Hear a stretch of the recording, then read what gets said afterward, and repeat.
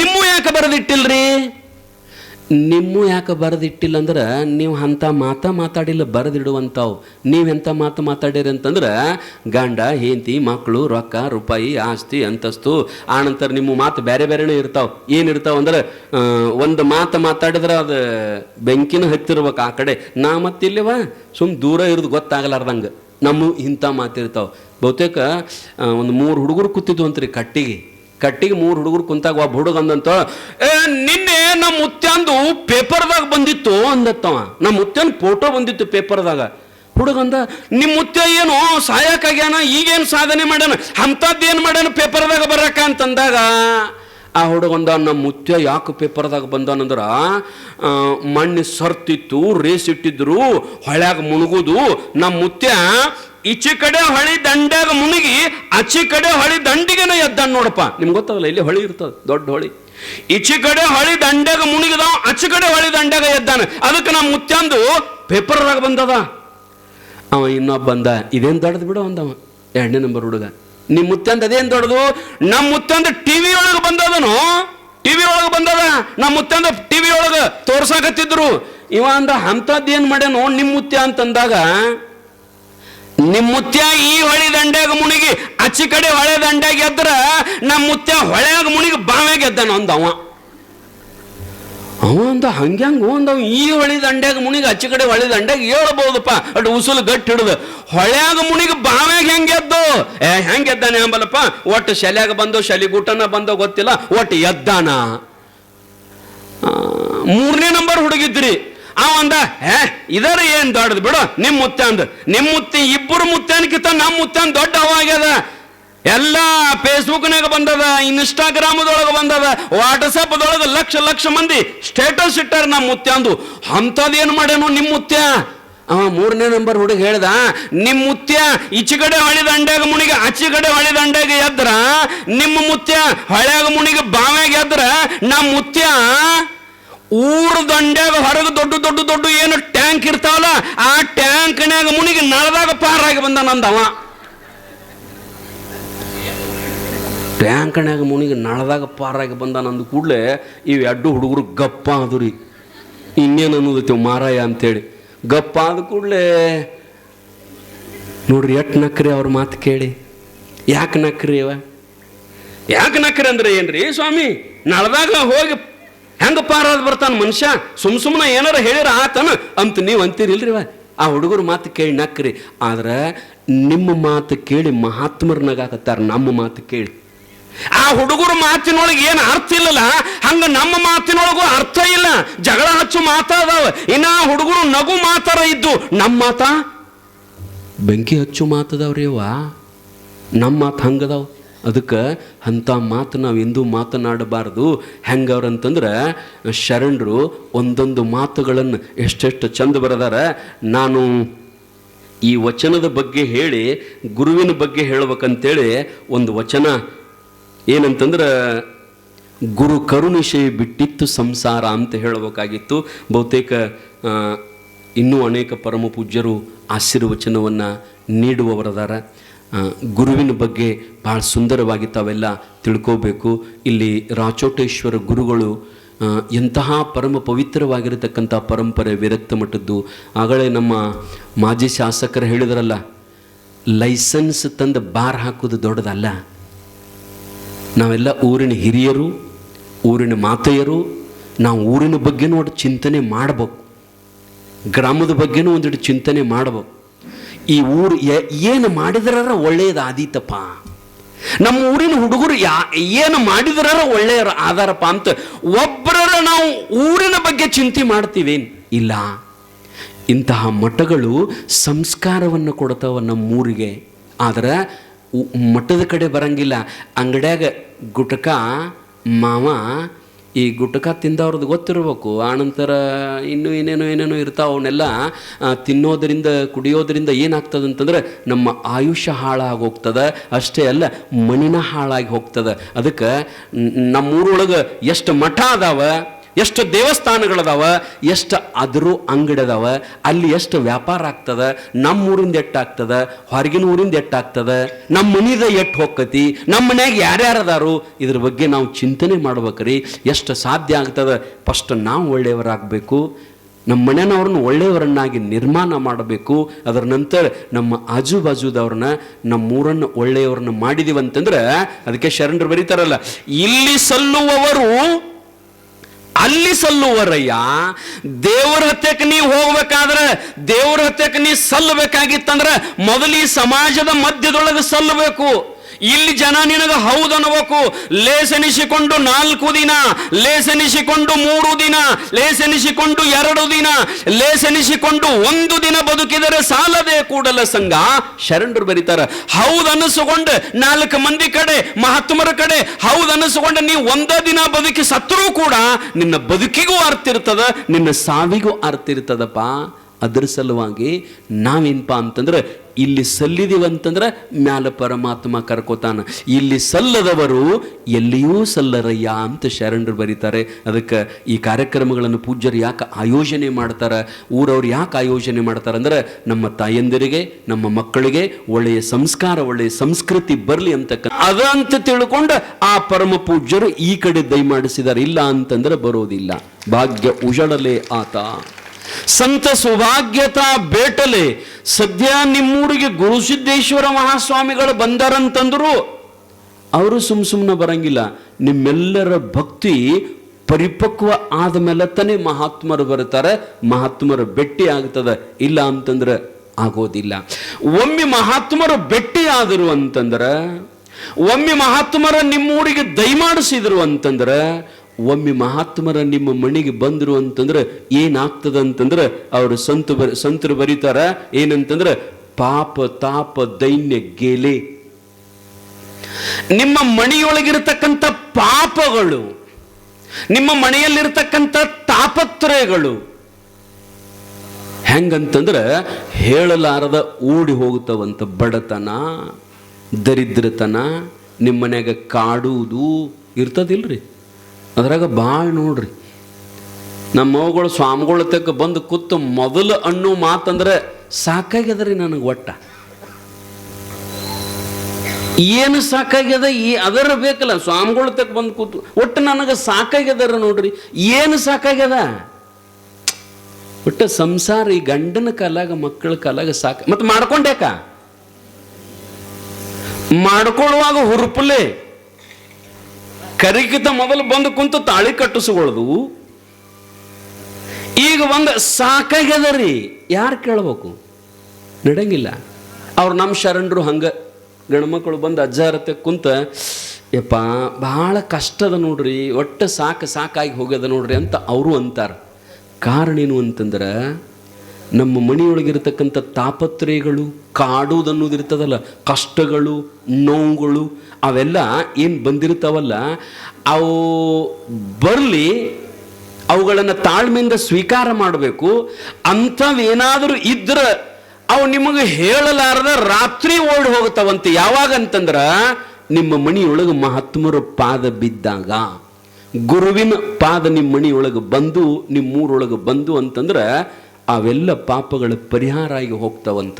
ಆ ರೀತಿಯೊಳಗೆ 12ನೇ ಶತಮಾನದೊಳಗೆ ಶರಣರು ಇದ್ರ ಬಗ್ಗೆ ಭಾಳ ಚಂದ ಬರೀತಾರೆ ನೋಡ್ರಿ. ಗುರುವಿನ ಕರುಣ ಎಂಥದ್ದು ಅಂತಂದ್ರೆ ಎಂತೆಂಥ ಮಾತುಗಳನ್ನು ಬರೆದಾರ ನೋಡ್ರಿ ಶರಣರು. ನಾ ಈಗ ಸಾರಿ ಯಾವಾಗಾರ ಬಂದಾಗ, ಒಂದು ಸಾರಿ ಹುಣ್ಣಿಮೆ ದಿವಸ, ಅಮಾವಾಸ್ಯೆ ದಿವಸ ಯಾವಾಗ ಬಂದಾಗ ಹೇಳ್ದಂಗೆ ಕಾಣ್ತದೆ, ನನಗೆ ನೆನಪು ಅನ್ನಿಸ್ತದೆ. ಪ್ರತಿಯೊಬ್ಬರ ಮನೆಯೊಳಗೆ ವಚನದ ಪುಸ್ತಕಗಳನ್ನು ಇಡಬೇಕು ನಾವು. 1 ಲಾಖ ರೂಪಾಯಿ ಕಿಮ್ಮತ್ತಿನ FL ಫೋನ್ ಇರ್ತಾವ ನಮ್ಮಲ್ಲಿ. 100 ರೂಪಾಯಿದು ವಚನದ ಪುಸ್ತಕ ಇಲ್ಲ ನಮ್ಮ ಮಣಿ ಒಳಗ. ಅದಕ್ಕೆ ಮಣಿ ಅನ್ನೋದು ಹೆಂಗ? ಹೌದಿಲ್ಲ? ಪ್ರತಿಯೊಬ್ಬರ ಮಣಿಯೊಳಗ ಎಷ್ಟು ಮಂದಿದಿರಿ ಅಷ್ಟು ಮೊಬೈಲ್. Per month currency. ಇನ್ನು ನಾಳಕತ್ತಂದ್ರೆ ಇವತ್ತು ಹಂಗ ಹುಡುಗರಿದ್ರೆ, ಯವ್ವ ನಮ್ಮದು ಖಾಲಿ ಆಗ್ಯದ, ಏನು ಕರೆನ್ಸಿ ಬಿಡಿಸ್ಬೇಕೆ, ಹಾಕ್ಬೇಕೆ. ಲಾಖ ರೂಪಾಯಿ 50,000 ರೂಪಾಯಿದು ಏನಂತಂದ್ರ ಮೊಬೈಲ್ ಇಟ್ಕೊಂಡಿರ್ತೀವಿ ಮನ್ಯಾಗ. ಒಂದು 50 ರೂಪಾಯಿದು ವಚನದ ಪುಸ್ತಕ ತಗೊಳ್ಳಂಗಿಲ್ಲ, ಮಕ್ಕಳಿಗೆ ಸಂಸ್ಕೃತಿ ಕಲಿಸಂಗಿಲ್ಲ, ಮಕ್ಕಳಿಗೆ ಸಂಸ್ಕಾರ ಕಲಿಸಂಗಿಲ್ಲ. ಹೆಂಗ್ರೇವ? ವಚನಗಳ ಪುಸ್ತಕಗಳನ್ನು ನಾವು ಓದಬೇಕು, ಮಕ್ಕಳಿಗೆ ಕಲಿಸ್ಬೇಕು, ರುದ್ರಾಕ್ಷಿ ತರಬೇಕು, ಮಕ್ಕಳಿಗೆ ಕಟ್ಟಬೇಕು, ನಾವು ಕಟ್ಕೋಬೇಕು, ವಿಭೂತಿ ಮುಂಜಾನೆ ಎದ್ದು ಕೂಡಲೇ ಹಚ್ಕೋಬೇಕು. ಇವೆಲ್ಲ ಯಾರು ರೀ? ನಿಮ್ಮೂರಿ ಅವು. ರುದ್ರಾಕ್ಷಿ ಬೇಡ, ಲಿಂಗ ಬೇಡ, ವಚನದ ಪುಸ್ತಕ ಬೇಡ, ಮತ್ತೇನು ಬೇಕು?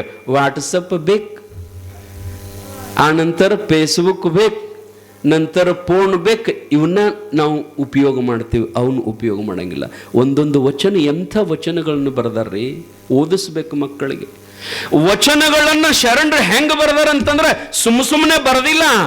ನಾವು ನೀವು ಹೆಂಗೆ ಈಗ 4 ಮಂದಿ ಪುಸ್ತಕಗಳನ್ನ ವಚನಗಳನ್ನ ಓದಿ ಅವ್ರದೊಂದು ಸಾಲು ಇವ್ರದೊಂದು ಸಾಲು ಎಲ್ಲರದು ಒಂದೊಂದು ಸಾಲು ತಗೊಂಡು ನಾವು ಬರೆದು ನಮ್ಮದೊಂದು ಅದಕ್ಕೊಂದು ಏನಾರು ಅಂಕಿತ ನಾಮ ಹಾಕಿ ಇದು ನಮ್ಮದು ವಚನ್ರಿ ಆಗಂಗಿಲ್ರಿ. ಪಚನ ಇಂಥ ಪಚನ ಆಗಂಗಿಲ್ಲ. ಯಾಕಂದ್ರ ನಮ್ಮ ವಚನದೊಳಗೆ, ನಾವು ಬರೆದ ವಚನದೊಳಗೆ ನಮ್ಮ ಜಾತಿಯ ಸಂಕೇತ ಇರ್ತದ. ನಾವು ಬರೆದ ವಚನದೊಳಗೆ ನಮ್ಮ ಯಾವುದಾದ್ರೂ ಒಂದು ಶೇರಿರ್ತದ. ಶರಣರು ಜಾತ್ಯಾತೀತವಾದ ವಚನಗಳನ್ನು ಬರೆದಿಟ್ರು. ಶರಣರು ಜಾತಿ, ಕುಲ, ಮತ, ಪಂಥ, ದೊಡ್ಡವ, ಸಣ್ಣವ, ಬಡವ, ಬಲ್ಲಿದ, ಶ್ರೀಮಂತ ಇವು ಯಾವುಗಳನ್ನ ನೋಡಲಾರದ ವಚನಗಳನ್ನು ಬರೆದಿಟ್ರು. ಬರೆದಿಟ್ರಂತಂದ್ರೇನ? ಸುಮ್ರಿ ಅವರು ಮಾತನಾಡಿದ ಮಾತುಗಳೇ ವಚನಗಳಾಗ್ಯಾವ. ಒಂದು ಪೆಣ್ಣ ಬುಕ್ಕ ತಗೊಂಡು ಮನೆಯಾಗ ಕೂತ್ಕೊಂಡು ವಚನಗಳನ್ನು ಬರೆದಿಲ್ಲ ಅವರು. ವಾದ ಸಂವಾದದೊಳಗೆ ಬಸವಣ್ಣವ್ರ ಕೈಲಾಸ ಮಂಟಪವನ್ನ, ಬಸವಣ್ಣವ್ರ ಆ ಕಲ್ಯಾಣವನ್ನು ಒಂದ್ಸಾರಿ ನೆನಪು ಮಾಡಿಕೊಂಡ್ರೆ ಹೆಂಗಿತ್ರಿ ಬಸವ ಕಲ್ಯಾಣ ಅಂತಂದ್ರೆ, ಅಲ್ಲೇನು ಬಹಳ ದೊಡ್ಡ ಕಟ್ಟಡ, ಮಳಿಗೆಗಳು, ದೊಡ್ಡ ಅಂತಸ್ತಿನ ಮನೆ ಇದೇನಿರ್ಲಿಲ್ಲ.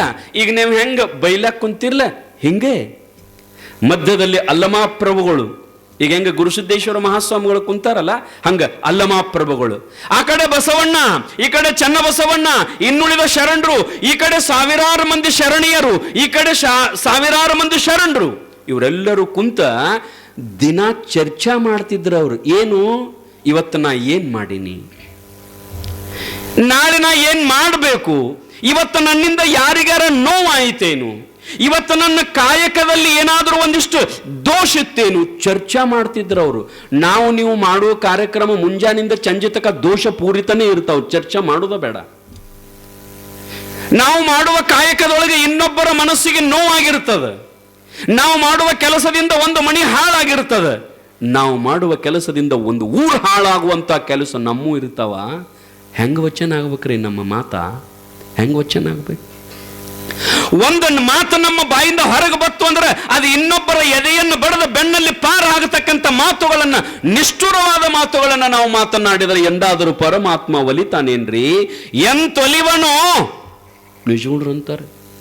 ಎಂತೊಲಿವನೋ ಕರಣತ್ರಯದ ದೋಷ ಮಿರೆ ಕಂತು ಕಾಲಪುರ ವೈರಿ ಗುರು ಶಂಭುಲಿಂಗ ತನಗಿನ್ನೆಂತೊಲಿವನೋ.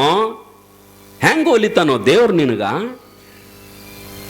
ಸುಮ್ಮನೆ ಮುಂಜಾನೆ ಎದ್ದು ಕೂಡಲೇ ದೇವ್ರ ಗುಡಿಗೆ ಹೋದ್ರ, ನೈವೇದ್ಯ ಹಿಡಿದ್ರ, ಊದಿನ ಕಡ್ಡಿ ಬೆಳಗಿದ್ರ ದೇವ್ರು ಒಲಿತಾನ್ರಿ? ಕೋಟಿ ಕೋಟಿ ಮಂದಿ ಅದನ್ನ ಮಾಡ್ಕೊತ ಬಂದಾರ, ಒಬ್ಬರಿಗೂ ಪ್ರತ್ಯಕ್ಷ ಆಗಿಲ್ಲ, ಒಲದಿಲ್ಲ. ಯಾಕ್ರಿ? ಒಬ್ಬ ಮನುಷ್ಯ ದೇವ್ರಿಗೆ ಹೋಗಿ ಊದಿನ ಕಡ್ಡಿಗೆ ಕೇಳದಂತ, ಊದಿನ ಕಡ್ಡಿಗೆ ಮನುಷ್ಯ ಕೇಳದಂತ. ಅಲ್ಲ, ದೇವ್ರು ಯಾವತ್ತೂ ನಿನ್ನ ಹತ್ಯೆಕ್ಕ ನಿನ್ನ ಇಟ್ಟುಕೊಂಡಿರ್ತಾನಲ್ಲ. ಊದಿನ ಕಡ್ಡಿ ನಿನ್ನ ಸಮೀಪ, ನಿನಗೆ ಬೆಳಗ್ಗೆ ನಿನ್ನ ಸಮೀಪ ತಂದಿಡ್ತಾರಲ್ಲ, ನಿನಗೆ ಯಾವತ್ತು ದೇವರ ಹತ್ತಕ್ಕ ಸ್ಥಾನದ, ನನ್ನ ಯಾವತ್ತು ಹೊರಗೆ ನಿಂದ್ರಿಸಿರ್ತಾರಲ್ಲ. ಯಾಕ ಅಂತ ಕೇಳಿದಾಗ ಊದಿನ ಕಡ್ಡಿ ಹೇಳ್ತಂತ, ನೋಡು ಮನುಷ್ಯನೇ, ನಾನು ನನ್ನನ್ನು ಸುಟ್ಟುಕೊಂಡು ದೇವರಿಗೂ ಸುವಾಸನೆ ಕೊಡ್ತನು, ಬಂದಿರತಕ್ಕಂಥ ಎಲ್ಲರಿಗೂ ಸುವಾಸನೆಯನ್ನು ಕೊಡ್ತಾನೆ. ನನ್ನನ್ನು ನಾನು ಸುಟ್ಟುಕೊಂಡು ಬೆಳಕ ಮಾಡ್ತೀನಿ. ನೀನು ಇನ್ನೊಬ್ಬರ ಮನೆಯನ್ನು ಸುಟ್ಟು ನಿನ್ನ ಮನೆ ಬೆಳಕ ಮಾಡ್ಕೋತೀಯಪ್ಪ. ಹೆಂಗ ದೇವ್ರು ನಿನ್ನ ಕರ್ಕೋತಾನ ಸಮೀಪ? ಇನ್ನೊಬ್ಬರ ಮನೆಯನ್ನು ಸುಟ್ಟು ಮೋಸ ಮಾಡಿ, ವಂಚನೆ ಮಾಡಿ, ಅನ್ಯಾಯ ಮಾಡಿ, ಅಧರ್ಮ ಮಾಡಿ ನಾನು ನನ್ನ ಮನೆಗೆ ಬೆಳಕ ಮಾಡಿಕೊಂಡ್ರ ದೇವ್ರು ಎಂದಾದರೂ ಒಲಿತಾನೇನ್ರಿಪ್ಪ? ಒಲಂಗಿಲ್ಲ. ಅದಕ್ಕೆ ಮನುಷ್ಯ ಮಾತುಗಳನ್ನು ಹೆಂಗಂತಂದ್ರೆ ನಾವು ಒಂದು ಮಾತು ಮಾತಾಡಿದ್ರೆ ಅಂತಿರ್ತೀರಿ ನೋಡ್ರಿ, ಅವ ಹೆಂಗ ಮಾತಾಡ ನನಗ ಹೆಂಗ ಮಾತಾಡೇನಂತಂದ್ರೆ ಅವ ಮಾತನಾಡಿದ ಮಾತು ನನ್ನ ಎದೆಯೊಳಗ ಬಡದ ಬೆಣ್ಣಾಗ ಪಾರಾಗ್ಯದ. ಅವ್ರ ಎಂತ ತಾಕತ್ತಿರ್ಬೇಕ ಆ ಮಾತಿನೊಳಗ. ನಾನು ಬಂದೂಕಲೆ ಪಿಸ್ತೂಲ್ಲೆ ಒಗದ್ರ ಎದೆಯಾಗ ಬಡದ ಬೆಣ್ಣಾಗ ಪಾರ ಆಗೋದು ನೋಡಿನಿ, ಕೇಳಿವಿ. ಆದ್ರೆ ಮಾತು ಹೆಂಗ ಬಡಿತಿರ್ಬೇಕು, ಹಿಂದೆ ಪಾರಾಗುತ್ತಿರ್ಬೇಕು. ಬಂದೂಕಲೆ ಒಗದ್ರ ರಕ್ತ ಬರ್ತದ, ಮಾತಿನಿಂದ ಒಗದ್ರ ರಕ್ತ ಬರಂಗಿಲ್ಲ, ಮನುಷ್ಯ ಎಂದೂ ಹಾಳಾಗಂಗಿಲ್ಲ.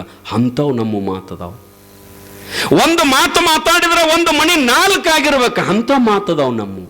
ಆದ್ರೆ ಶರಣರ ಮಾತು ಒಂದು ಮಾತೇನಂತಂದ್ರೆ 4 ಮಣಿ ಇದ್ದದ್ದನ್ನು ಕೂಡಿಸಿ ಒಂದು ಮಾಡೋ ಮಾತ ಶರಣರ ಮಾತುಗಳು. ಅದಕ್ಕೆ ಅವ್ರ ಮಾತುಗಳು ವಚನ. ಅದು ನಮ್ಮ ವಚನ ಅಲ್ಲ. ಅವತರ ಗತಿನ ಹೇಳಕ್ಕೆ ಬೇಡ. ಎಷ್ಟು ಚಂದ ಮಾತನಾಡ್ತಿರ್ತಾರೆ ಶರಣರು. ಈ ಕಡೆ ಶರಣೀಯರು, ಈ ಕಡೆ ಶರಣರು ಎಲ್ಲರೂ ಕುಂತು ದಿನನಿತ್ಯ ವಿಚಾರ ಮಾಡ್ತಿದ್ರು. ಇವತ್ತು ನನ್ನಿಂದ ಯಾರಿಗೆ ನೋವಾಗ್ಯದ, ಇವತ್ತು ನನ್ನಿಂದ ಯಾರಿಗೆ ತ್ರಾಸ ಆಗ್ಯದ, ನನ್ನಿಂದ ಯಾರ ಕಣ್ಣೊಳಗೆ ನೀರು ಬಂದವ ಅಂತ ತಿಳ್ಕೊಂಡು ನಮ್ಮ ಕಾಯಕದಿಂದ, ನಮ್ಮ ಕೆಲಸದಿಂದ, ನಮ್ಮ ಮಾತಿನಿಂದ ಏನಾಗ್ಯದ ಅಂತ ತಿಳ್ಕೊಂಡ ಪ್ರತಿದಿನ ಸಾಯಂಕಾಲ ಬಸವಣ್ಣನವರ ಅಲ್ಲಮ ಪ್ರಭುಗಳ ಸನ್ನಿಧಾನದೊಳಗೆ ಚರ್ಚಾ ಕೂಡ್ತಿದ್ರು. ಎಲ್ಲರೂ ಕೂಡಿರ್ತಿದ್ರು. ಮುಗಿದ ನಂತರ ಮತ್ತೆ ಕಾಯಕ. ಆ ಹೆಣ್ಮಕ್ಳೊಳಗೆ ಒಬ್ಬ ಹೆಣ್ಮಗಳು ಕುಂತಿದ್ಲು. ಆ ಹೆಣ್ಮಗಳು ಆಕೆ ಗಂಡ ಕಾಯಕಕ್ಕೆ ಹೋಗ್ಬೇಕಾಗಿತ್ತು. ಪ್ರತಿನಿತ್ಯ 5 ಗಂಟೆಗೆ ಕಾಯಕಕ್ಕೆ ಹೋಗುತ್ತಿದ್ದವ, ಕೆಲಸಕ್ಕೆ ಹೋಗುತ್ತಿದ್ದ. ಅವನ ಕೆಲಸ ಏನು? ದಿವಸ ಈ ಶರಣರ ಮಣಿ ಮುಂದೆ ಬಿದ್ದದ್ದು ಅಕ್ಕಿ ಆರಿಸಿಕೊಂಡು ಬರುದು ಅವನ ಕಾಯಕ. ಅದು ಏನ್ರಿ? ಅಕ್ಕಿ ಆರಿಸಿಕೊಂಡು ಬರುದು ಅವನ ಕಾಯಕ. ಅಕ್ಕಿ ಆರಿಸಿಕೊಂಡು ಬಂದು ಅದನ್ನ ಪ್ರಸಾದ ಮಾಡಿ ಒಂದಿಬ್ಬರು ಜಂಗಮರನ್ನ ಕರೆಸಿ ಅವರಿಗೆ ಪ್ರಸಾದ ಮಾಡಿಸಿ ಉಳಿದದನ್ನ ಗಂಡ ಹೆಂಡತಿ ತಿಂದು ಮಕ್ಕಳದು. ಇಷ್ಟ ಅವ್ರದ್ದು ಕಾಯಕ. ಅವ್ರೇನು ಕೋಟಿ ಗಂಟ್ಲೆ ಗಳಿಸ್ಬೇಕನ್ನವ್ರಲ್ಲ. ಮತ್ತು ನಾಳೆಗೆ ಅಕ್ಕಿ ಬರ್ತಾವಂತ ನಾಳೆವೂ ಇಂದ ಆರಿಸಿಕೊಂಡು ಬರೋರಲ್ಲ. ಇವತ್ತು ಎಟ್ಟು ಬೇಕು ಅಟ್ಟ ತರುವುದು. ಇದು ಶರಣರ ಬದುಕು. 5 ಗಂಟೆಗೆ ಹೋಗ್ಬೇಕಾಗಿತ್ತು. ಟೈಮ್ 5 ಗಂಟೆ ಆಗಿತ್ತು. ಆ ಕಡೆ ಹೆಂಡತಿ ಕೂತಾಳ, ಈ ಕಡೆ ಗಂಡ ಕುಂತಾನ. ಆ ಹೆಂಡತಿ ಗಂಡಗೆ ಹೇಳ್ಬೇಕಾಗ್ಯದ, ಏನು ರೀ ನಿಮ್ಮದು ಕಾಯಕಕ್ಕೆ ಟೈಮ್ ಆಗ್ಯದ ರೀ. ಪ್ರತಿನಿತ್ಯ 5 ಗಂಟೆಗೆ ಹೋಗ್ತಿದ್ದೀರಲ್ಲ ನೀವು, 5 ಗಂಟೆ ಆಗ್ಯದ ರೀ, ಅದಕ್ಕೆ ಹೋಗ್ಬೇಕಲ್ರಿ ಅಂತ ಗಂಡಗೆ ಹೇಳ್ಬೇಕಾಗ್ಯದ. ಆಕಿ ಅಲ್ಲಮ ಪ್ರಭುಗಳು ಕೂತಾರ, ಬಸವಣ್ಣವ್ರು ಕೂತಾರ, ಚನ್ನಬಸವಣ್ಣವ್ರು ಕೂತಾರ, ಹಿಂಗೆಲ್ಲ ಶರಣರು ಕುಂತಾರ, ಶರಣೆಯರು ಕುಂತಾರ. ಅವ್ರ ಮಧ್ಯದೊಳಗೆ ಗಂಡಗೆ ಹೆಂಗೆ ಹೇಳ್ಬೇಕು? ಆದರ್ಶ ಭಾರತೀಯ ಹೆಣ್ಣು ಮಕ್ಕಳದೊಂದು ಧರ್ಮದ ಅಂತ. ಗಂಡನ ಕಡೆ ಹಿಂಗೆ ಕೈ ಮಾಡಿ ಎಂದು ತೋರಿಸ್ಬಾರ್ದಂತ. ಗಂಡನ ಕಡೆ ಹಿಂಗೆ ಕೈ ಮಾಡಿ ತೋರಿಸ್ಬಾರ್ದಂತ. ಅಷ್ಟು ಗೌರವದಿಂದ ಕಾಣ್ಬೇಕು ನಾವು ಗಂಡನನ್ನ. ಯಾರ ಮುಂದಾರ ನಮ್ಮ ಗಂಡನ ಬಗ್ಗೆ ಮಾತಾಡಬೇಕಾಗಿತ್ತು ಅಂದ್ರೆ ಅವ ಇವ ಅಂತವ ಇಂತವ ಅಂತೆಂದು ಮಾತಾಡಬಾರ್ದು. ನಮ್ಮ ಗಂಡನ ಬಗ್ಗೆ, ನಮ್ಮ ಗಂಡ ನಮಗೆ ಹೆಂಗ ಇರ್ಲಿ, ಮನ್ಯಾಗ ನಮ್ಗೂಡ ಚಲೋರ ಇರ್ಲಿ ಅಥವಾ ಬೈದರ ಬೈರ್ಲಿ, ಕೆಟ್ಟರ ಇರ್ಲಿ, ಏನಾರ ಇರ್ಲಿ, ಆದ್ರೆ ನಮ್ಮ ಗಂಡನ ಎಂದು ನಾವು ಬಿಟ್ಟು ಕೊಡಬಾರದು. ಇನ್ನೊಬ್ಬರು ಮುಂದೆ ಮಾತಾಡುವಾಗ ನಮ್ಮವ್ರೆ ಅವ್ರೆ ಏಕವಚನದಿಂದ ಮಾತಾಡಬಾರದು. ಬಹುವಚನದಿಂದ ರೀ ಹಾಕಿ ಅಲ್ಲಿ ಹೋಗ್ಯಾರ್ರಿ, ಇಲ್ಲಿ ಬರ್ತಾರ್ರಿ, ಈಗ ಹೊಂಟಾರ್ರಿ, ಈಗ ಬರ್ತಾರ್ರಿ, ಹಿಂಗೆ ಮಾತಾಡ್ಬೇಕು. ಕೆಲವೊಂದು ಊರಾಗ ನಾ ಕೇಳಿನ್ರಿ, ಈ ಊರಾಗ ಅಲ್ರ ಮತ್ತೆ ಬೇರೂರಾಗ, ಎಲ್ಲಿಗಾರ್ರಿ ಮಾಲಕರು ನಿಮ್ಮ ಗಂಡ ಎಲ್ಲಿಗ ಅದ ನೋಡ್ರಿ ಗಂಡಗ ಅದ ಈಗ ತಿತ್ತ ಆ ಕಡೆ ಭಾಷೆ ಮತ್ತಿದ ಈಗ ಗಾವಂಗೆ ತಿತ್ತ ಎದ್ದು ಹೋಗೈತೀನಿ. ಯಾವಾಗ ಬರ್ತತೇವೋ, ಯಾವ ಕಡೆ ಹೆಂಗೆ ಬರ್ತತೇವೋ, ಅಳಿಗಾಡ್ಕೊತ ಬರ್ತತೇವೋ, ಉಳ್ಳಾಡ್ಕೊತ. ಇವೆಲ್ಲ ಇನ್ನೊಬ್ಬರ ಹೆಣ್ಣು ಮಕ್ಕಳ ಮುಂದೆ ಮಾತಾಡಬಾರ್ದು. ಯಾಕಂದ್ರೆ ನಮ್ಮ ಗಂಡನಿಗೆ ನಾವು ಕಿಮ್ಮತ್ತು ಕೊಡಲಿಲ್ಲ ಅಂದ್ರೆ ಮಂದಿ ಅವಾಗ ಕಿಮ್ಮತ್ತು ಕೊಡ್ತಾರೆ. ನಮ್ಮ ಗಂಡನಿಗೆ ರೀ ಹಾಕಿ ಭಕ್ತಿಯಿಂದ ನಾವು ಮಾತಾಡ್ಬೇಕು. ನೀವಿಬ್ರು ಗಂಡ ಇಂಥ ಒಳಗೆ ಜಗಳಾಡ್ರಿ, ಆದ್ರೆ ಜಗಳಾಡ ಅನ್ಕೂಲಿ ಹೋದ ಕೂಲಿ ಜಗಳಾಡ್ರಿ. ಮತ್ತೆ ಸ್ವಾಮಿಗಳು ಹೇಳ್ಯಾರ ಹೆಂಗಿದ್ರು ಅಂತೇಳಿ ಸುಮ್ ಮಂದಿ ಮುಂದೆ ಮಾತ್ರ ಅಡ್ ಚಂದ್ರು. ಆ ಹೆಣ್ಣು ಮಗಳು ಗಂಡಗೆ ಹೇಳ್ಬೇಕಾಗ್ಯದ, ಅರ್ಲ್ರಿ ನೀವು ಎಟೋತಕ ಕೊಂಡಿರ್ತೀರಿ. ಅಲ್ಲಮ ಪ್ರಭುಗಳ ಜೊತೆಗೆ ಕಾಯಕದ ಬಗ್ಗೆ ವಿಶ್ಲೇಷಣೆ ನಡೆದಿತ್ತು, ಕಾಯಕದ ಬಗ್ಗೆ ಚರ್ಚೆ ನಡೆದಿತ್ತು, ಟೈಮ್ ಆಗಿತ್ತು. ಅಕ್ಕಿ ಎದ್ದ ಗಂಡಗೆ ಹೇಳ್ಬೇಕಾಗ್ಯದ ಹೋಗ್ರಿ ಅಂತ. ಏನು ಹೇಳ್ಬೇಕು? ಅಕ್ಕಿ ಸೊನ್ನೆ ಮ್ಯಾಗ ಹಂಗ ಹಿಂಗ ಮಾತಾಡಿ ಏನು ಮಾಡ್ರು ಗೊತ್ತಾಗಲಿಲ್ಲ. ಆ ಹೆಣ್ಮಗಳು ಎದ್ದು ನಿಂತ ಗಂಡನಿಗೆ ಕೈ ಮುಗಿದು ಸೂಚನೆ ಮಾಡ್ತಾಳೆ, ಪತಿರಾಯ ಅಂತ.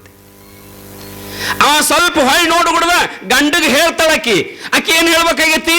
ಕಾಯಕ ಟೈಮ್ ಆಗ್ಯದ ರೀ, ಹೋಗ್ಬೇಕಾಗ್ಯದ ರೀ ಅಂತ ಹೇಳ್ಬೇಕಾಗ್ಯದ. ಅದ ಮಾತನ್ನ ಸ್ವಲ್ಪ ಸುಧಾರಿಸಿ ಹೇಳ್ಬಿಟ್ಲಕ್ಕಿ. ಏನು ಇದು ವಚನ ಬರ್ದದ್ದಲ್ರಿ, ನಾ ಹೇಳುದು ಮಂದ್ಯಾಗ ಕೂತ್ ಮಾತಾಡಿದ ಮಾತಿದು. ಏನಂದ್ಲು? ಕಾಯಕ ನಿಂದಿತ್ತು ಏಳಯ್ಯ ಎಣ್ಣಾಳ್ದನೆ. ನೋಡ್ರಿ ಗಂಡಗೆ ಹೆಂಗೆ ಹೇಳ್ತಾಳೆ. ಕಾಯಕ ನಿಂದಿತ್ತು ಏಳಯ್ಯ ಎಣ್ಣಾಳ್ದನೆ, ಶರಣರ ತಿಪ್ಪೆಯ ತಪ್ಪಲದ ಅಕ್ಕಿಯ ತಂದು ನಿಶ್ಚಯಿಸಿ ಮಾಡಬೇಕು. ಮಾರಯ್ಯ ಪ್ರಿಯ ಅಮರೇಶ್ವರ ಲಿಂಗಕ್ಕೆ ಬೇಗ ಹೋಗು ಮಾರಯ್ಯ. ನೋಡ್ರಿ ಎಷ್ಟು ಚಂದ ಅಂದ್ಲಕ್ಕೆ ಹೆಣ್ಮಗಳು. ಗಂಡಗೇನು ಹೇಳಿದ್ಲಕ್ಕಿ? ಟೈಮ್ ಆಗೈತಿ, ಅಕ್ಕಿ ಆರಿಸ್ಕೊಂಡು ಬರುದು ನಿಮ್ಮ ಕಾಯಕಕ್ಕ, ಬೇಗ ಹೋಗ್ಬೇಕಾಗೈತಿ, ಹೋಗ್ರಿ ಅಂತ ಇದು ಹೇಳ್ಬೇಕು. ಇದನ್ನ ತನ್ನ ವಚನದೊಳಗ ಮಾತಿನೊಳಗ ಅಂದ್ಲಕ್ಕಿ. ಏನಂದ್ಲು ಅಂತಂದ್ರ, ಕಾಯಕ ನಿಂದಿತ್ತು ಏಳಯ್ಯ ಎನ್ನಾಳ್ದನೆ. ಗಂಡಗೆ ಸಂಬೋಧನೆ ಎಷ್ಟು ಚಂದ ಮಾಡ್ತಾವ ನೋಡ್ರಿ. ಆಯ್ದಕ್ಕಿ ಲಕ್ಕಮ್ಮ ಆಕೆ ಹೆಸರು, ಗಂಡನ ಹೆಸರು ಆಯ್ದಕ್ಕಿ ಮಾರಯ್ಯ. ಗಂಡಗೆ ಸಂಬೋಧನೆ ಹೆಂಗ್ ಮಾಡ್ತಾಳೆ? ಸಾವಿರ ಸಾವಿರ ಹೆಣ್ಣು ಮಕ್ಕಳು, ಸಾವಿರ ಸಾವಿರ ಗಂಡು ಮಕ್ಕಳ ಒಳಗ ಗಂಡನ್ ಕರೀತಾಳ, ಗಂಡನ್ ಕೂಗ್ತಾಳ. ಏನಂತ ಕೂಗ್ತಾಳ ಅಂತಂದ್ರ, ಎನ್ನಾಳ್ದನೆ. ನೀವು ನಿಮ್ ಗಂಡನ್ ಕರಿತೀರಿಲ್ಲ? ಗಂಡ ಹೊರಗೆ ಹೊಂಟಾನಿವ, ನಿಮ್ಮ ಗಂಡ ಹೊರಗೆ ಹೊಂಟಾನ, ಬಾಗಲ್ ದಾಟ್ಯಾನ, ನೀವು ಅಡಿಗೆ ಮನೆಯಾಗದಿರಿ, ನಿಮ್ಮ ಗಂಡನ ಕೂಗಬೇಕಾಗ್ಯದ, ಕರಿಬೇಕಾಗ್ಯದ. ಏನಂತ ಕರಿತೀರಿ? ನಿಮ್ಮ ಗಂಡನ ಹೆಸರು ಬಸಪ್ಪ ಅಂತ ಐತಿ. ಏನಂತ ಕರಿತೀರಿ? ಬಸಪ್ಪ ಅಂತ ಕರಿತೀರ?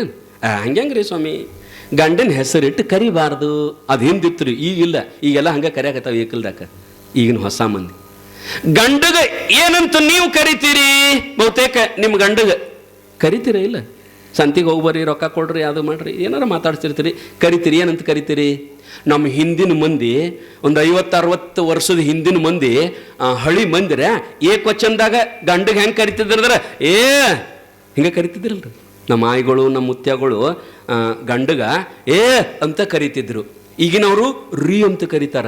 ಆದ್ರೆ ಗಂಡಗ ಹೆಂಡತಿ ಗಂಡ ಏ ಅಂತ ಕರಿ ಒಳಗ ಎಷ್ಟು ಪ್ರೀತಿ ಅದ ಗೊತ್ತದೇನ್ರಿ?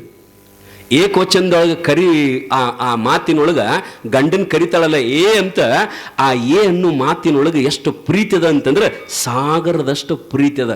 ಅಷ್ಟು ಚಂದ ಕರಿತಿದ್ರು ನಮ್ಮ ಹಿಂದಿನವರು. ಗಂಡನೂ ಏ ಅಂತಿದ್ದ, ಹೆಂಡತಿನೂ ಏ ಅಂತಿದ್ಲು. ಬರ್ಬರ್ತಾ ಅದು ಏನು ಹೋಗಿ ಸ್ವಲ್ಪ ಸಾಲಿ ಕಲಿತು ಸುಧಾರಿಸಿದ ಮಂದಿ ಒಳಗೆ ಮಾತಾಡ್ಬೇಕಾದ್ರೆ ಅವರು ಈಗಿನವ್ರು ಹೆಂಗೆ ಕರಿತಿದ್ದಂದ್ರೆ ರೀ ಅಂತ ಕರೆಯಾಕತ್ತಿದ್ರು. ಬರ್ಬರ್ತಾ ಅದು ಹೋತ್ರಿ. ಮತ್ತೆ ಇತ್ತಿತ್ಲಾಗಿನ ಭಾಷೆ ಒಳಗೆ ಮತ್ತೇನು ಕರೆಯಾಕತ್ತಾರ ಅಂತಂದ್ರೆ ಏನೂ ಇಲ್ಲ, ರೀನೂ ಇಲ್ಲ. ನಾನು ಮಹಾರಾಷ್ಟ್ರದೊಳಗೆ ಜತ್ತೊಳಗೆ ಒಂದು 11 ದಿವಸ ಪ್ರವಚನ ಇತ್ತು. ಮೊಗ್ಲಿ ಅಂತ ತಿಳ್ಕೊಂಡು ಅವ್ರ ಮನ್ಯಾಗ ನಾನು ಇಳಿಸಿದ್ರು. ಅವ್ರ ಹೆಣ್ಮಕ್ಳು ಗಂಡನ ಕರಿತಿದ್ರು. ಹೆಂಗೆ ಕರಿತಿದ್ರು ಅಂದ್ರೆ, ಅವರು ಕೇಳಿನ ಸುಮ್ಮನೆ ಗಂಡನ ಹೆಂಗೆ ಕರಿತಾರೆ, ಹೌದ ಅಂತ ಕರಿತಿದ್ಲಕ್ಕಿ ಗಂಡಗ. ಹೌದ ನಾನು ಹೌದ ಅಂದ್ರೆ ಏನ್ರಿ? ಇಲ್ರಿ, ನಾವು ಗಂಡನ ಕರಿಬೇಕಾದ್ರೆ ಹಿಂಗರಿ ಹೌದ ಅಂತ ಕರಿತಿದ್ಲಂತಕ್ಕಿ ಮಹಾರಾಷ್ಟ್ರದೊಳಗೆ. ಒಂದೊಂದು ಕಡೆ ಒಂದೊಂದು ಪದ್ಧತ. ಈಗಿನವ್ರು ಹೆಂಗೆ ಕರಿತಾರಂದ್ರೆ ಗಂಡಗ ರಾಜು ಅಂತ ಹೆಸರು ಐತಂದ್ರೆ ಆಕೆ ರೀನು ಅನ್ನಂಗಿಲ್ಲ, ಮತ್ತೇನು ಅನ್ನಂಗಿಲ್ಲ, ರಾಜು ಹೆಸರು ಗುಂಡನ ಕರೀತಾರೆ ಈಗಿನವ್ರು ಹೊಸ ಮಂದಿ. ಆದ್ರೆ ನೋಡ್ರಿ, ಆಯ್ದಕ್ಕಿ ಲಕ್ಕಮ್ಮ ತನ್ನ ಗಂಡನನ್ನ ಕರೆಯುವ ಪದ್ಧತಿ 12ನೇ ಶತಮಾನದೊಳಗೆ ಹೆಂಗಿತ್ತು ಅಂದ್ರ, ಆಳ್ದನೇ, ನನ್ನನ್ನ ಆಳುವವನೇ, ಅರಸ. ನೋಡ್ರಿ ಎಷ್ಟು ಚಂದ ಹೆಂಡತಿ ಗಂಡನ ಕರೀತಕ್ಕಂಥ ಸಂಬೋಧನೆ ಪದಗಳು ಎಷ್ಟು ಸುಂದರವಾಗಿ ಹೇಳ್ತಾಳೆ. ಏನಂತಂದ್ರೆ, ಶರಣರ ತಿಪ್ಪೆಯ ತಪ್ಪಲದ ಅಕ್ಕಿಯ ತಂದು ನಿಶ್ಚಯಿಸಿ ಮಾಡಬೇಕು, ಬೇಗ ಹೋಗಿ ಮಾರಯ್ಯ ಅಮರೇಶ್ವರ ಲಿಂಗಕ್ಕೆ. ನೋಡು, ಎದ್ ನಿತ್ತ ಒಂದು ಮಾತು ಅಂದದ್ದು ಆಕಿದ ಇವತ್ತು ವಚನದು. ಮಂದ್ಯಾಗ ಗಂಡಗ ಕೆಲಸಕ್ಕೆ ಹೋಗಂತ ಹೇಳಿದ್ದು ಇವತ್ತು ವಚನ. ಆ ಹೆಣ್ಣು ಮಗಳು ಯಾವ ಶಾಲೆಯೊಳಗ, ಯಾವ ಕಾಲೇಜದೊಳಗ, ಯಾವ ಯೂನಿವರ್ಸಿಟಿಯೊಳಗ PhD ಮಾಡಿಲ್ಲ, MA ಓದಿಲ್ಲ, 10ನೇ ತಾನು ಓದಾಳಿಲ್ಲ ಎಂಬಲ್ಲ ಆ ಹೆಣ್ಣು ಮಗಳು. ಆದ್ರೆ ಅಕ್ಕಿ ಆವತ್ತು ಮಾತಾಡಿದ ಮಾತ ಇವತ್ತು ಅದ್ರ ಮ್ಯಾಗ 10 ಮಂದಿ PhD ಮಾಡ್ಯಾರ್ರಿ ಆ ವಚನದ ಮ್ಯಾಲ. ಹೆಂಗ ಮಾತಾಡಿರ್ಬೇಕು ನೋಡ್ರಿ. ಆಕಿ ಮಾತನಾಡಿದ ಒಂದು ಮಾತಿನ ಮ್ಯಾಗ PhD ಮಾಡ್ಯಾರ. ಇವತ್ತಿನ ಎಷ್ಟೋ ಲೆಕ್ಚರರ್ಸು ಡಾಕ್ಟರೇಟ್ ತಗೊಂಡಾರ ಒಂದು ವಚನದ ಮ್ಯಾಗ. ಹೆಂಗೆ ಮಾತಾಡಿರ್ಬೇಕು? ಮತ್ತು ನೀವು ಮಾತಾಡ್ತೀರಿಲ್ರಿ? ಅವ್ರು ಮಾತಾಡಿದ ವಚನ ಆಗ್ಯದ, ಮತ್ತು ನೀವು ಮಾತಾಡ್ತಿರಲ್ರಿ. ನಾವು ಮಾತಾಡಕತ್ತಿದ್ದೇವೆ ಅಂದ್ರೆ ಸ್ವಾಮಿ ನಿನ್ನ ಮೈಕ್ ಹಚ್ಚಿದೆ ಅಂದ್ರೂ ನಿನಗಿಂತ ಹೆಚ್ಚು ಮಾತಾಡ್ತೀವಿ ನಾವು. ಕರೆ ಈಗ ಏನು ಸುಮ್ ಕೂತದಿ ಒಟ್ಟ ನಾವು. ನಮ್ಮದೆಲ್ಲರ ಧ್ವನಿ ಚಾಲು ಆತಂದ್ರಣ ಹಂಗದರಿವ ಮತ್ತು ನಿಮ್ಮ ಮಾತು ಈಗ ಸದ್ದ ನಿಮಗೆ ಏನಾರ ಒಂದಿಟ್ಟು ಜೈಕಾರ ಹಾಕಂಡ್ರಿ ತಲೆ ತೆಳಗ್ ಮಾಡಿ ಅಲ್ಲೇ ಅನ್ನಂಗೆ ಇಲ್ಲ, ಒಂದಿಟ್ಟು ಧ್ವನಿನ ಬರಂಗಿಲ್ಲ. ಓಣ್ಯಾಗ ಯಾರು ಕೂಡ ಆಜು ಬಾಜುದಕ್ಕೆ ಜಗಳ ಹತ್ತು ಧ್ವನಿ ಎಲ್ಲಿದು ಬರ್ತದೋ ಏನು ಸುದ್ದಿಯೋ ಅದು ಏನು ಪೆಟ್ಟಿಗೆ ಸೂರ್ನಾಗಿಂದ ಕಡಕಾಗಿ ಹೋಗ್ತದ ಧ್ವನಿ, ಆ ಏರ್ನ್ಯಾಗ ಧ್ವನಿ ಬರ್ತದೆ ನಿಮ್ಮದು. ಎಲ್ಲಿ ಓಣ್ಯಾಗ ಜಗಳ ಮಾಡುವಾಗ ಅಥವಾ ಗಂಡಗೆ ಜಗಳ ಮಾಡುವಾಗ ಬರ್ತದ ಜೋರು. ಅವ ತಿರ್ತಾನೆ ಸಾವಕಾಸಾರ ಮಾತಾಡೊಂದಿಟ್ಟು ಗಂಡ ತಿರ್ತಾನೆ ಎಷ್ಟು ಚೀರ್ತಿ ಸಾವಕಾಸ ಇಟ್ಟು ಚೀರಿದ್ರ ನಿನಗೆ ಎಲ್ಲಿ ಬುದ್ಧಿ ಬರ್ ಈ ಜಗಳ್ರಿ ಮನ್ಯಾಗ ನೀವು ಮಾತಾಡ್ತೀರಿ ಅವ ನೀವು ಮಾತಾಡ್ತೀರಿ ಎಷ್ಟು ಮಾತಾಡ್ಯಾರಂದ್ರೆ ಅದಕ್ಕೆ ನಿಮಗೆ ಮಾತೆಯರು ಅಂತಾರ ನೋಡ್ರಿ ಇವ. ಮಾತೆಯರು ಯಾಕಂತಾರಂದ್ರೆ ಭಾಳಟ ಮಾತಾಡ್ತೀರಿ ಅಂತ ತಿಳ್ಕೊಂಡ ನಿಮಗೆ ಮಾತೆಯರು ಅಂದಾರಂತ. ನೀವು ಎಷ್ಟು ಮಾತಾಡ್ತೀರಿ ಅಂದ್ರೆ ಲೆಕ್ಕಿಲ್ಲದಷ್ಟು ಮಾತಾಡ್ತೀರಿ. ಅಕಸ್ಮಾತ್ ದೇವ್ರ ಈ ಬಾಯಿ ಏನಾರ ಕಟ್ಟಿಗೆದದು ಮಾಡಿದ್ದಂದ್ರೆ 8 ದಿವ್ಸಕ್ಕೊಮ್ಮೆ ಬಡಿಗಾರ ಮನೆಗೆ ಹೋಗಿ ಪಾಳೆ ಹಚ್ಚೋದನ. 8 ಮಾತಾಡಿ ಮಾತಾಡಿ ಬಾಯಿ ಬಾಧ ಹಾಕಿತ್ರಿ ನಮ್ದು, ಸುಮ್ ತಗುಲಿಂದದ ಅಂತೇಳಿ ನಡೆದದ ನಮ್ದು. ಆದ್ರೂ ಇಷ್ಟು ಮಾತಾಡಿರಿ, ಇಷ್ಟು ಮಾತಾಡ್ತೀರಿ, ಒಂದು ಮಾತಾರ ಬರೆದಿಟ್ಟಿರಿ. ಆ ಶರಣಮಂದ್ ನೋಡ್ರಿ ಬರದಾರ ಇಲ್ಲಿ ಶರಣಮಂದ್ ಅಲ್ಲ, ಮತ್ತು 12ನೇ ಶತಮಾನ ಶರಣಮಂದ್. ಇದಕ್ಕೆ ಲಕ್ಕಮ್ಮನ ಮಾತು ಬರೆದಿಟ್ಟದ್ದು ಇವತ್ತು ಯೂನಿವರ್ಸಿಟಿ ಒಳಗೆ ತಾಡೋಲಿ ಒಳಗೆ ಬರೆದಿಟ್ಟಾರ. ಆಕೆ